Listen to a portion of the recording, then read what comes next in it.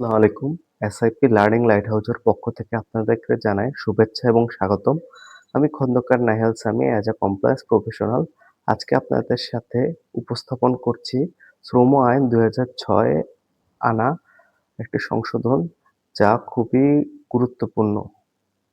এই আইনটি সংশোধনের আগে শ্রম আইনে একটি বড় ঘাটতি ছিল, আর সেটি হলো ব্ল্যাকলিস্টিং। এই সম্পর্কে কোনো সুনির্দিষ্ট আইনি সংজ্ঞা ছিল না। কোনো শ্রমিকের চাকরি চলে যাওয়ার পর তাকে গোপনে বা প্রকাশ্যে অযোগ্য ঘোষণা করার মাধ্যমে অন্য প্রতিষ্ঠানে চাকরি পেতে বাধা দেওয়া হতো। এই অনৈতিক প্রক্রিয়া দীর্ঘদিন ধরে নানা খাতে ব্যবহার হচ্ছিল। আইনে এর বিরুদ্ধে সরাসরি ব্যবস্থা নেওয়ার তেমন কোনো সুযোগ ছিল না। এর ফলে অনেক শ্রমিক অযাচিতভাবে বেকার হয়ে পড়তেন এবং তাদের ভবিষ্যৎ কর্মসংস্থানের উপর একটি অদৃশ্য চাপ সৃষ্টি হতো। কিন্তু এই আইনটি সংযোজনের পর পরিস্থিতি বদলে গিয়েছে।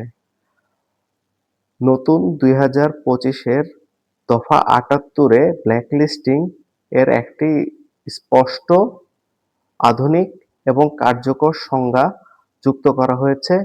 এখন কোনো তালিকা বা ডাটাবেস তৈরি করে শ্রমিককে ভবিষ্যতে চাকরির ক্ষেত্রে অযোগ্য ঘোষণা করা সম্পূর্ণরূপে অপরাধজনক হিসেবে গণ্য হবে।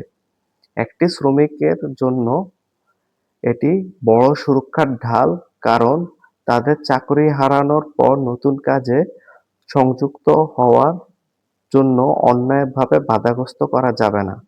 সুতরাং আমরা সংক্ষেপে বলতে পারি, আগে যেখানে ছিল আইনি অস্পষ্টতা, এখন সেখানে এসেছে পরিষ্কার নির্দেশনা। আগে যেখানে আইনের শূন্যতা ছিল, এখন সেখানে তৈরি হয়েছে শ্রমিকদের অধিকার রক্ষার শক্তিশালী ভিত্তি। এটি শুধু আইনের সংস্কারই নয়, এটি নিরাপদ, ন্যায়সঙ্গত এবং মানবিক কর্মপরিবেশের দিকে একটি নিশ্চিত পদক্ষেপ। ধন্যবাদ।